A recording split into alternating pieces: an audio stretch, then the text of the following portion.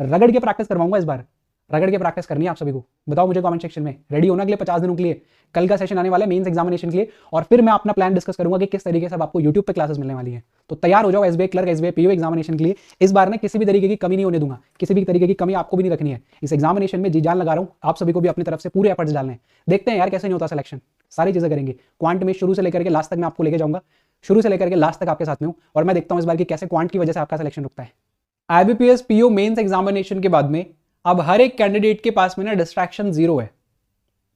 वो कैंडिडेट जिनका सिलेक्शन हो गया था ना मेंस के लिए, अब वो भी पूरे पोटेंशियल के साथ में एसबीआई क्लर्क एग्जामिनेशन को टारगेट कर सकते हैं। अब सिर्फ और सिर्फ आपको एसबीआई क्लर्क और एसबीआई पीओ नजर आना चाहिए। बहुत अच्छा समय है, जिस समय पे आपके पास में बहुत एक्सपीरियंस है। रिसेंटली काफी सारे एग्जामिनेशंस दिए हैं, और ये काफी सारे एग्जामिनेशंस का जो एक्सपीरियंस है वो आपको हेल्प करेगा SBI clerk SBI PO examination को क्लियर करने के लिए। बस आप यूज करने वाले हो कि नहीं करने वाले हो ये आपके ऊपर है। तो एक 50 डेज का प्लान हम डिस्कस करेंगे एसबीआई क्लर्क एग्जामिनेशन के लिए, कि अगले 50 दिनों में क्या कुछ किया जा सकता है, अपनी तैयारी को कैसे एनहेंस किया जा सकता है, क्या कुछ चेंजेस किए जा सकते हैं। लास्ट वीक मैंने आप सभी को एक चैलेंज दिया था, जिस चैलेंज में मैंने आप सभी को कहा था कि आपको एक टॉपिक कंप्लीट करना है। जिस टॉपिक में आपको डर लगता है, जिस टॉपिक से आपको घबराहट होती है, वो टॉपिक आपको कंप्लीट करना है, और मैंने 30 नवंबर तक का आपको टारगेट दिया था। तो उम्मीद कर रहा हूं वो टारगेट आपने अचीव कर लिया होगा। तो मुझे बताना जरूर कमेंट सेक्शन में उस टॉपिक को लेकर के कि अब कॉन्फिडेंस आया कि नहीं आया। और अगर आपने वो चैलेंज एक्सेप्ट किया था बट स्टिल आपने वो काम नहीं किया और अभी भी उससे डर लगता है, तो इट मीन्स आप अपने वीक पॉइंट्स में ना काम नहीं कर रहे हो।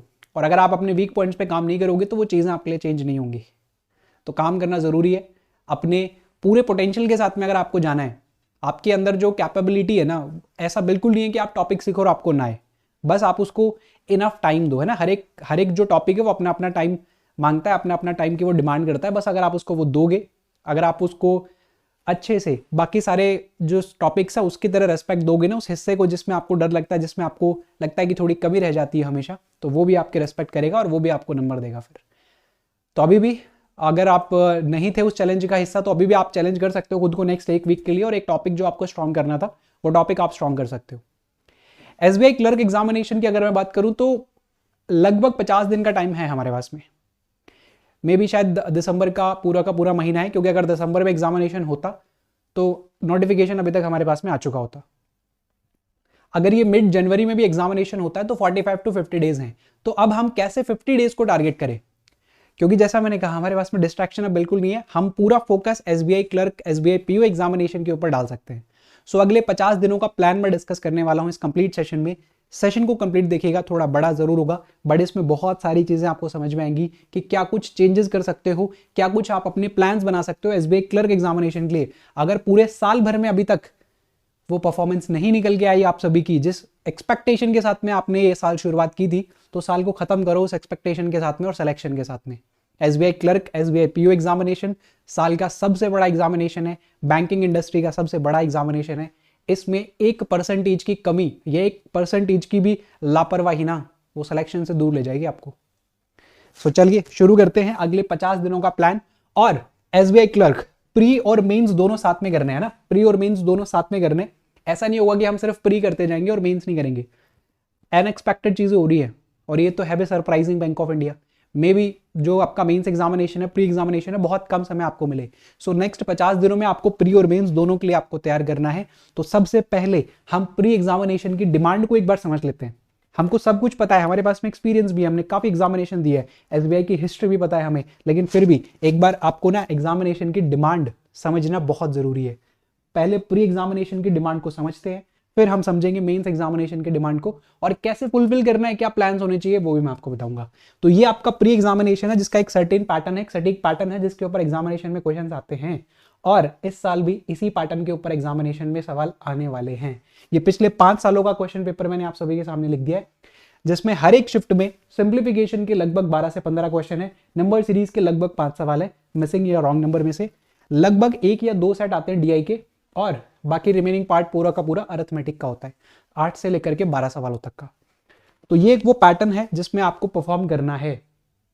और क्योंकि क्लर्क का एग्जामिनेशन है तो आपको पता है क्लर्क के एग्जामिनेशन में परफॉर्मेंस थोड़ी सी एक्स्ट्रा निकल के आ जाती है। सो अब हमारे पास में समय है, 50 डेज हमारे पास में है, तो हम क्या कुछ कर सकते हैं, क्या कुछ प्लान कर सकते हैं, क्या कुछ चीज़ों को फिर से शुरुआत कर सकते हैं। अगर आप एक बिगिनर भी हो, अगर आप एक ऐसे कैंडिडेट हो जो दूसरे एग्जामिनेशन की तैयारी करते हो बट एसबीआई आप देते हो, तो आपको क्या करना चाहिए समझ लेते हैं। देखो, आपको अपना ना स्कोरिंग हिस्सा पिक करना है। एग्जामिनेशन में, क्लर्क एग्जामिनेशन में वन लाइनर्स वाला हिस्सा बहुत स्कोरिंग होता है, और एग्जामिनेशन की डिमांड देखो यार 20 सवाल है आउट ऑफ 35, 35 में से लगभग 20 सवाल आपको वन लाइनर्स के मिलते हैं। तो क्या वन लाइनर्स आपका टाइम डिजर्व नहीं करते अभी प्रैक्टिस के लिए? जरूर करते हैं।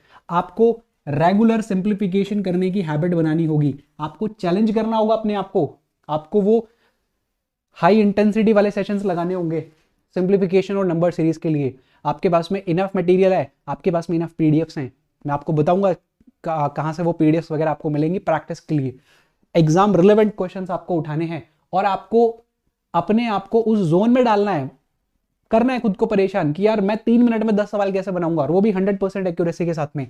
सो आपको स्टार्ट करना है 5 मिनट के टाइमर के साथ में और रेगुलरली 15 क्वेश्चंस बनाने हैं। 5 मिनट टाइमर स्टार्ट करना है, 15 क्वेश्चंस का टारगेट करेंगे।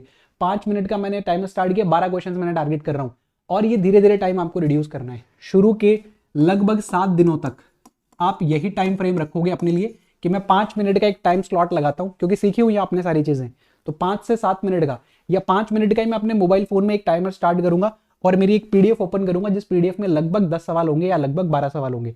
मैं पहले वो बनाऊंगा। अगर मैं 5 मिनट में सारे के सारे सवाल बना पाता हूं, एक हफ्ते तक लगातार प्रैक्टिस करूंगा, एक बार बनाया 2 बार बनाया आपको लगेगा कि यार मुझे तो आता है, नहीं, फिर भी 7 दिनों तक आपको लगातार प्रैक्टिस करनी है इसकी।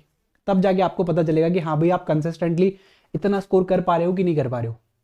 7 दिन के बाद में ये टाइम आपको रिड्यूस करना है, और ये टाइम को रिड्यूस करते करते धीरे धीरे भी कर सकते हो आप, 30 सेकंड्स, फिर 1 मिनट, फिर 1.5 मिनट, फिर 2 मिनट, इस तरीके से आपको रिड्यूस करते हुए लाना है। और आपको टारगेट ये करना है कि लगभग 3.5 मिनट में आप पूरे के पूरे 10 सवाल बना सकते हो। इस पे आपको जाना होगा। रियल एग्जामिनेशन के जो क्वेश्चंस होते हैं वो कहाँ मिलेंगे मैं अभी बता दूंगा। रियल एग्जामिनेशन के 10 सवाल 3.5 मिनट में बनाना पॉसिबल है, आपकी प्रैक्टिस की जरूरत है। नंबर सीरीज के सारे पैटर्न्स आते हैं आपको, अगर नहीं आते हैं तो सारे के सारे पैटर्न्स पिक करो, लिखो, नोट बनाओ उनके अगले 7 दिनों में। 7 दिन में सारे के सारे जो पैटर्न्स है ना उनको रिवाइज करो। रिवीजन का टाइम है, अगले 7 दिन आपके रिवीजन का टाइम होने वाला है। इन 7 दिनों में सारे के सारे पैटर्न्स को रिकॉल करो, सारे के सारे पैटर्न्स को नोट डाउन करके वापस से एक बार पढ़ दो, वापस से एक बार वो पेन पेपर में चला दो, है ना। वापस से अपने हाथों को कहो कि आपको वही सारे पैटर्न सॉल्व करने हैं। फिर से आते हैं सर हमें, फिर भी करना है, क्योंकि आपको स्टार्टिंग से चाहिए ना, वो फाउंडेशन बहुत मजबूत चाहिए, वो प्रैक्टिस चाहिए जो इस एग्जामिनेशन की डिमांड है। तो आपको अगले 7 दिनों तक नंबर सीरीज सिंप्लीफिकेशन की जितने भी कॉन्सेप्ट्स हैं वो सारे प्रैक्टिस में भी रखने हैं, और सारे के सारे कॉन्सेप्ट्स को रिवाइज भी करना है। आपको आता है सब कुछ, बट स्टिल फिर भी आपको फिर से करना है। तो ये 7 दिनों का आपका टारगेट रहने वाला है। उसके बाद में अभी ना IBPS PU का मेंस का एग्जामिनेशन हुआ है। मेंस एग्जामिनेशन में जो डीआईज पूछी गई है ना वो सारी वही डीआईज हैं। पाई चार्ट है, लाइन ग्राफ है, बार ग्राफ है, डबल पाई चार्ट है, केस स्लेट है। एग्जामिनेशन में नया पैटर्न नहीं आ रहा है। अगर पीयू एग्जामिनेशन में नहीं आ रहा है, क्लर्क एग्जामिनेशन में तो एक्सपेक्टेड ही नहीं है, क्योंकि एक्सपेरिमेंट सिर्फ पीयू एग्जामिनेशन में होता है, क्लर्क में नहीं होते। तो क्लर्क एग्जामिनेशन आप देने जाने वाले हो तो उस एग्जामिनेशन के लिए सेम सटीक patterns, pie chart, double pie chart, table graph, line graph, bar graph, इनके डेटा को इस तरीके से निचोड़ दो कि अगर एग्जामिनर किसी भी तरीके से आपको डेटा रखता है ना तो आपके दिमाग में वो पैटर्न क्लिक हो जाए कि यार ये बार ग्राफ ऐसे डिकोड होगा, ये पाई चार्ट है, डबल पाई चार्ट है, तो इसमें क्या पैटर्न होता है, ज्यादातर डबल पाई चार्ट में क्या पैटर्न होता है, तो डबल पाई चार्ट दिखते वो पैटर्न क्लिक करे। परसेंटेज डिस्ट्रीब्यूशन पाई चार्ट में है, डिग्री डिस्ट्रीब्यूशन परसेंटेज में है, पाई चार्ट में है डिग्री डिस्ट्रीब्यूशन। तो हर एक पैटर्न आपके पास में होना चाहिए, आपकी अंगुलियों पे होना चाहिए पैटर्न। पिछले 5-6 महीने से पढ़ रहे हो ना, लगभग पता है सारे के सारे पैटर्न्स। अगर एक आधा पैटर्न कोई मिस कर दिया था अभी तक, उस पैटर्न को भी लेके आओ अपने इस जोन में कि आ जाओ, अब आपका समय आ चुका है, आपको भी हम सॉल्व करेंगे और आपके साथ में भी फैमिलियर होने वाले हैं। तो वो सारे के सारे पैटर्न्स, वो सारी की सारी चीजें अगले 7 दिनों में आपको वापस से प्रैक्टिस करनी है। वापस से आप एक बार एक दिन रख सकते हो अपने फाउंडेशन का, और उसके बाद में रेगुलर प्रैक्टिस के लिए रख सकते हो डीआई के सेट्स। रेगुलरली 4 से 5 डीआई के सेट्स आपके लगने चाहिए विद टाइमर, विदाउट टाइमर नहीं, क्योंकि ऑलरेडी काफी प्रैक्टिस कर चुके हो आप। इस साल, इस बार एसबीआई क्लर्क के लिए आपको सीखने की जरूरत नहीं है, काफी सारे एग्जामिनेशन दिए हैं, प्रैक्टिस है आपकी। तो विदाउट टाइमर आपको प्रैक्टिस नहीं करनी है, टाइमर लगा के आपको प्रैक्टिस करनी है। इनका क्या करें, यही तो है सर हमारे प्रॉब्लम, सबसे बड़ी समस्या ही हमारे पास में अरिथमेटिक है। सो अरिथमेटिक के सबसे पहले पिछले 5 साल के क्वेश्चन पेपर सॉल्व कर लो, प्री के पिछले 5 के 5 साल के क्वेश्चंस बना लो, लेवल पकड़ लो, वहां से पैटर्न पकड़ लो। लेवल और पैटर्न एक बार हाथ में आ गया ना कि यार ये लेवल है और ये वाला पैटर्न एग्जामिनेशन में आता है, तो जब भी आप सेल्फ प्रैक्टिस करोगे ना, सेल्फ पीडीएफ वगैरह सॉल्व करोगे, तो आपको पता रहेगा कि हाँ यार ये वाला जो लेवल है ना वो तो एग्जामिनेशन का है, बट मैं इससे एक लेवल ऊपर जाके प्रैक्टिस करने वाला हूँ। अपने वीक हिस्से को टारगेट करो, पूरा समय है आपके पास में, कोई नहीं रोक रहा है 50 दिन अब आपको। आप उस हिस्से को टारगेट कर सकते हो जिसने आपको फिलहाल 6 महीने में परेशान किया है। सर पिछली बार 1 हफ्ते में चैलेंज किया था, उसमें हमने कंप्लीट कर लिया, बहुत अच्छी बात है। अगर एक आधा टॉपिक और भी रह गया है तो उसको भी कंप्लीट करो अगले 7-8 दिनों में, वो नेक्स्ट वाला चैलेंज इसमें ऐड करो। और मैं चाहता हूं कि आपका अरिथमेटिक लगभग 12 टॉपिक है, 8+ टॉपिक आपके स्ट्रांग होने चाहिए आउट ऑफ 12। इतने पे आपको आना पड़ेगा अगर आपको एसबीआई क्लर्क एग्जामिनेशन क्वालिफाई करना है तो। वापस देखो ना सारे के सारे पैटर्न्स, वापस क्लासेस करो, बेसिक्स करो, उन टॉपिक्स की बेसिक्स करो जिनको आपको सॉल्व करना थोड़ा सा मुश्किल लगता है, जो आपको ऑलरेडी आते हैं, जिसमें आपको बहुत कॉन्फिडेंस है, उनकी प्रैक्टिस करो। ये करो अगले 7 दिनों तक। प्रीलिम्स का पैटर्न आपके हाथ में है मुझे पता है, बट फिर भी वापस से करना जरूरी है, क्योंकि वो पैटर्न एक बार हाथ में आ गया तो वो रिदम जो है ना आपके पास में वो ब्रेक ना हो, बस इस बात का ध्यान रखिएगा। ये है पूरी की पूरी डिमांड आपके प्री एग्जामिनेशन की, जिसमें वेरिएबल के नाम पे इक्का दुक्का सवाल होता है, कोई एक आधा सवाल बहुत ही छोटा सा अरिथमेटिक में आ जाता है, इसके अलावा पूरा पेपर विदाउट वेरिएबल का होता है। तो ये आपके प्री एग्जामिनेशन की डिमांड है, इसको फुलफिल करने के लिए नेक्स्ट 7 डेज में आपको ये प्रैक्टिस करनी है। मेंस एग्जामिनेशन की डिमांड क्या है, सिर्फ और सिर्फ इतनी सी है, टॉपिक्स आपके सेम रहेंगे, बस टॉपिक्स में वेरिएबल को इंट्रोड्यूस किया जाता है, भर भर के वेरिएबल, अरिथमेटिक में वेरिएबल, डीआई में वेरिएबल, नंबर सीरीज में वेरिएबल, क्वाड्रेटिक इक्वेशन में वेरिएबल, ये सारी की सारी चीजें आपको भर भर के मिलती हैं। तो नेक्स्ट जो आपका टारगेट होगा, जब यहां पे आपको टॉपिक्स में कॉन्फिडेंस आना शुरू हो जाएगा, तो अगले 10 दिनों के बाद में हम स्टार्ट करेंगे सर वेरिएबल वाले क्वेश्चंस। और वेरिएबल वाले क्वेश्चंस अगर आपको सॉल्व करने, आप सॉल्व कीजिएगा RRB clerk mains, RRB clerk mains के आप मॉक लगाइएगा।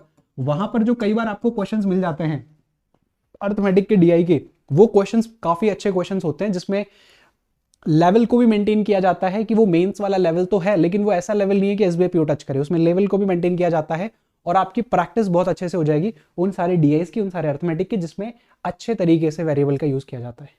तो वो मॉक आप लगा सकते हो अगर आपके पास में होंगे ऑलरेडी, ठीक है। अगर आपने दिए थे तो एक बार वापस से उनको रिवाइज कर लेना। सो ये भी आपका पैरेलली चलना चाहिए, ठीक है। तो अगले 7 दिन अगर आप पूरा प्री के ऊपर फोकस करना चाहते हो आप कर सकते हो। जैसे ये सारी चीजें हो जाएंगी, 7 दिनों तक इनफ प्रैक्टिस होगी, कॉन्फिडेंस आ गया, अब नेक्स्ट वीक से आपका मेंस एग्जामिनेशन का जो प्रैक्टिस है वो उसको ऐड ऑन कर लेना अपने प्रैक्टिस के दौरान। वीडियो क्लासेस उतनी ही करो जितनी आपको रिक्वायरमेंट है, जबरदस्ती सिंप्लीफिकेशन की, जबरदस्ती नंबर सीरीज की, जबरदस्ती उन टॉपिक्स की वीडियो देखने की क्लासेस करने की जरूरत नहीं है जो आपको ऑलरेडी आता है ना। वो क्लासेस करो जिसमें आपको लगता है कि यार ये वाली चीजें मुझे सीखने की जरूरत है, या ये वाली चीजें मुझे प्रैक्टिस करने की जरूरत है।